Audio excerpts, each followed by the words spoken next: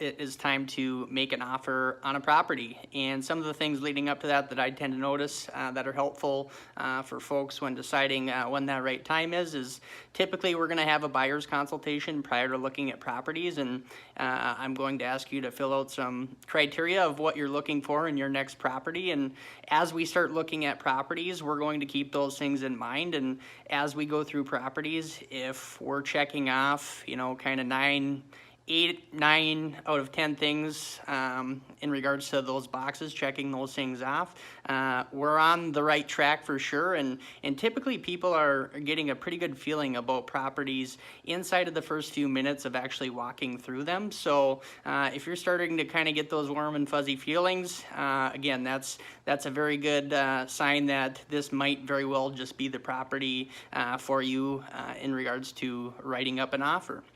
One other question I typically ask people is if they're kind of on the fence and just kind of unsure if they would like to present an offer, ask yourself this question: if this property sold tomorrow, would I be disappointed? And usually whatever that answer is to yourself will determine if it's going to be a good idea for us to be writing an offer on that property.